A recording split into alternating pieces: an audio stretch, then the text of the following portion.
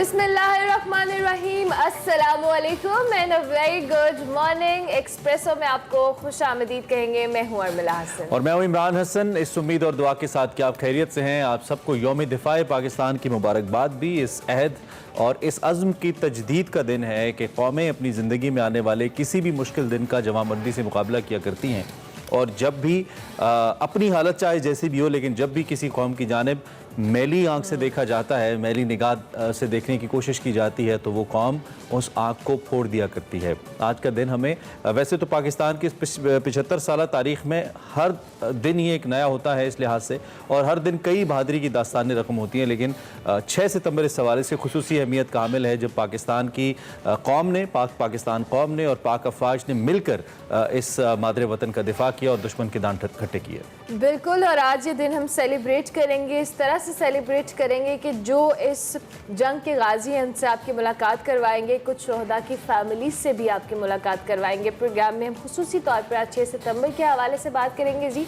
कौमों की ज़िंदगी में कुछ दिन ऐसी अहमियत के हामिल होते हैं जिसके बायस उनका तशख़्ख़ुस एक जो गयूर और जुर्रतमंद कौम का होता है। पाकिस्तान की तारीख में 6 सितंबर एक ऐसा ही बड़ा दिन है।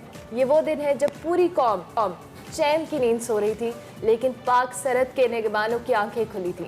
इसी दौरान दुश्मन ने हमारे प्यारे पाकिस्तान पर हमला करते हुए गीदड़ बबकी लगाई कि वो अपना नाश्ता लाहौर पहुंचकर करेगा, लेकिन वतन के बहादुर बेटों ने ऐसा जवाब दिया कि जो नाश्ता लाहौर करने चले थे जिंदगी भर का खाना भूल गए। इसी दिन की मुनासबत से पूरी पाकिस्तानी कौम हर साल 6 सितंबर को यौम दिफाए पाकिस्तान मनाती है। बिल्कुल, 6 सितंबर 1965 की जंग पाकिस्तानी कौम के लिए वक़ार और लाजवाल इस्तक़लाल का इस्तारा है।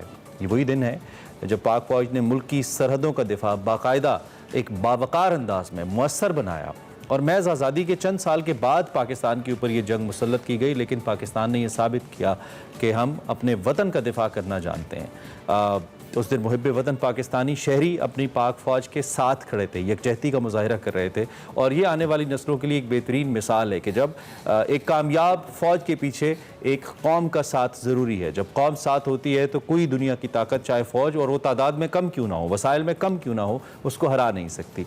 और वतन अज़ीज़ के हवाले से अगर हम उसकी नज़रियाती और जोग्राफियाई सरहदों की बात करते हैं, तो इसकी हिफाजत को ज़िंदगी की सबसे पहली और बड़ी तरजीह बनाकर इस शऊर को अगली नस्ल तक पहुँचाना, ये हमारा नस्बुल अहद है, हमारी पाक अफवाज का, हमारी कौम का। और आज के दिन ये पैगाम है। और जैसा कि मैं जिक्र कर रहा हूँ कि ये दास्तानें जंग सितंबर की दास्तानें तो इसलिए चूँकि एक बड़ा दिन था याद रह गया, लेकिन ऐसी दास्तानें हर रोज़ लिखी जाती हैं हमारी सरहदों के ऊपर। हमारे इदारे जो कि हमारी हिफाजत के लिए, जिनके जवान, जिनके अफसरान ये काम कर रहे हैं, और फिर हमारी कौम के वो लोग जिनका इसमें हिस्सा है, वो रोज़ाना ऐसी दास्तानें रकम कर रहे हैं। लेकिन ये जंग सितंबर और 6 सितंबर ख़ास तौर पर कि इस्तारा है उन सभी अपने शोहदा और गाजियों को खिराज तहसीन पेश करने का। आज हमारे साथ इसी हवाले से हम 1965 की जंग सितंबर की बात करें तो इस जंग के गाजी lieutenant colonel retired Mohammad Shahbaz sahab मौजूद हैं, जो कि तमगा इम्तियाज़ मिलिट्री हैं। यूनिट सदरा पंजाब हैदरी से, बड़ी मशहूर यूनिट है पाक फौज की, आलम से उनका ताल्लुक़ है। उनसे ज़रा बात करते हैं और उनसे ज़रा एक तो कुछ उनकी यादें ताज़ा करते हैं, और दूसरा ये भी जानने की कोशिश करते हैं कि उस वक्त के मुकाबले में जब दुश्मन हमें इंतहाई कमज़ोर समझ रहा था, अब हम कहाँ खड़े हैं, हमने कितना इंप्रूव किया। सो कर्नल साहब से हम इसी हवाले से बात करते हैं। कर्नल साहब कि आपने हमें ज्वाइन किया। ऑब्वियसली हम जिस दिन को याद कर रहे हैं और जिस तरह से आज का दिन हम सेलिब्रेट करें, चाहेंगे कि जो कुछ आपने अपनी आंखों से वहाँ विटनेस किया उस जंग के दौरान, या वहाँ पे जो नौजवानों का, जवानों का मोरल था, उसके हवाले से कुछ शेयर करें हमारे साथ। कम होगी आपकी, आपको आवाज़ आ रही है कर्नल साहब? ये आपकी बहुत हल्की आवाज आ रही है, थोड़ी ऊंची कर दें। जी जल साहब, कल साहब हम आपसे पूछना चाह रहे हैं जंग सितंबर की आपकी आवाज ठीक आ रही है, मोहतरमा की आवाज ठीक नहीं आ रही। ठीक है, ठीक है। चले, आपसे हम पूछना ये चाह रहे हैं, जो कि अर्मिला का सवाल था, मैं रिपीट कर देता हूं कि कुछ एक तो मोरल क्या था उस वक्त जिस वक्त जंग सितंबर हम पे मुसल्लत की गई, और कुछ भी यादें जो आप हमारे साथ शेयर कर सकें इस दिन के हवाले से। औज़ु बिल्लाहि मिनश शैतानिर रजीम, बिस्मिल्लाहिर रहमानिर रहीम। मैं आपका शुक्रिया अदा करता हूँ। एक्चुअली ISPR के साथ से मैं पिछले 10-11 साल से मुख्तलिफ चैनल्स पे 6 सितंबर के हवाले से बातचीत करता रहा हूँ, लेकिन इस दफ़ा मुझे सिडनी आना पड़ा, ऑस्ट्रेलिया। तो मैं शुक्रगुजार हूँ TV 92 का कि उन्होंने वक्त निकाला और मुझे मौका दिया कि मैं 6 सितंबर के हवाले से बातचीत कर सकूँ अपनी सदरा पंजाब हैदरी के हवाले से, जिसमें मेजर राजा अजीज़ भट्टी निशान हैदर उन्होंने हासिल किया और शहादत पाई 12 सितंबर को। जी उससे ही मेजर शफकत बलोच, बाद में लेफ्टिनेंट कर्नल रिटायर्ड शफकत बलोच साहब, जिन्होंने ओडेरा के ऊपर दफाई पोजीशन इख्तियार की जी और एक पूरा समा बांधा दफा का पूरे ब्रिगेड के लिए।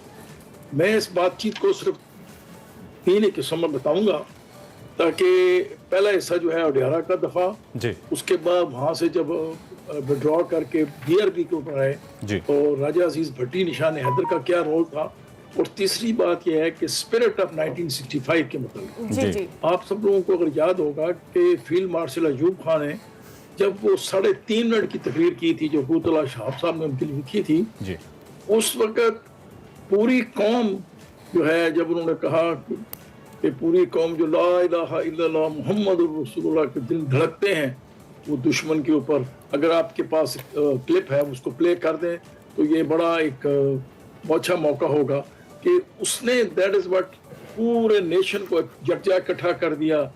और सोचूं कि इस पाकिस्तान भी हमारे साथ था, इस पाकिस्तान से लेके डंडी कोतों से लेके कराची तक, तो ये स्पिरिट थी। उसकी मैं बाद में बात करूंगा। सबसे पहले क्योंकि ये हमें इतला मिल चुकी हुई थी 6 सितंबर को कि दुश्मन के हमला करने के लिए, तो मेरी यूनिट जो थी 17 पंजाब वो 103 ब्रिगेड का हिस्सा थी बरकी सेक्टर में। जी जो मेन अप्रोच थी वो थी वागा सेक्टर में, और हमारा ऑक्सिलरी एफर्ट आना था बरकी सेक्टर में। 103 ब्रिगेड जो है, उस जमाने में 2 यूनिटें हुआ करती थी हर ब्रिगेड में, एक 12 पंजाब थी जी। और एक 17 पंजाब थी हमारी यूनिट। जी और ये दफाई इख्तियार जो है ब्रिगेड की एडवांस पोजीशन जो है वो ओडेरा ड्रेन पे टास्क दिया गया था। मेजर बाद में लेफ्टिनेंट कर्नल शफकत बलोच मरहूम साहब को, इनको सतारा जुर्रत मिला।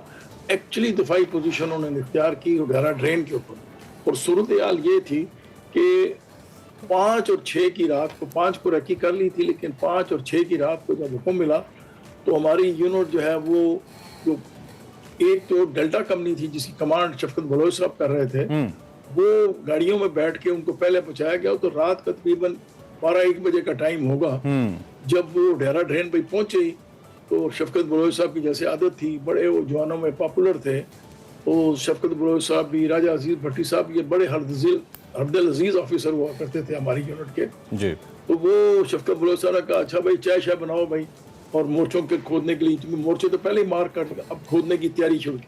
अच्छा जो ही उन्होंने मोर्चे खोदने की तैयारी की तो काफी जो लोग थे वो बॉर्डर से वापस आ रहे थे, तो उसमें बड़ी परेशानी हुई।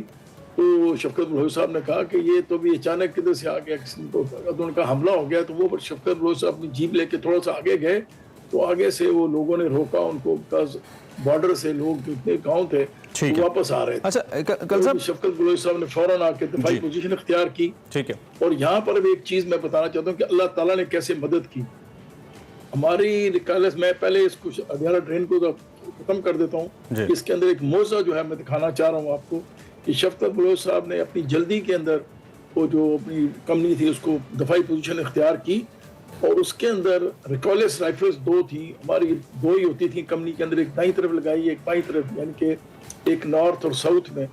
तो उसके अंदर जो अल्लाह ने मौजा किया जी। कि रिकॉलेस राइफल इतना एक्यूरेट वेपन नहीं है उस जमाने में, 65 वार में भी तो इतना, लेकिन अल्लाह ताला का करम हुआ कि हमारा जो हवलदार मुंसफ साहब, उसने पहला शॉट मारा, जी। गोला मारा, तो वही टैंक को हिट कर गया।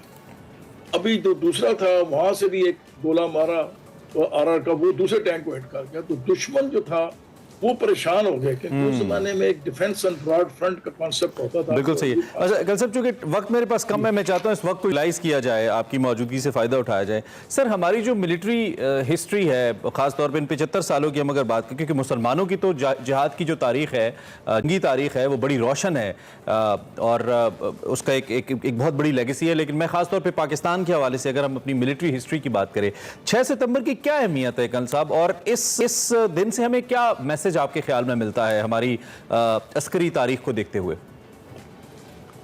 6 सितंबर की जो तारीखी अहमियत वो इसलिए है कि पूरे का पूरी कौम जो थी वो कॉल के ऊपर यकजा हो गई। स्पिरिट ये थी कि इसके अंदर मैं थोड़ा सा आपको बताऊं कि पूरे के हम भी इस जंग के अंदर ही यूनिट में आए थे, दाखिल हुए थे, तो पूरा लाहौर जो है और पूरा जो कौम थी पूरी एक यकजा तस्वीर हो गई बैठी थी, और ये स्पिरिट थी, वो स्पिरिट अल्लाह करे कि पाकिस्तान में दोबारा आ जाए। 6 सितंबर की अहमियत ये है कि बुनियादी तौर पे ये कश्मीर के मसले के हवाले से लड़ी जा रही थी।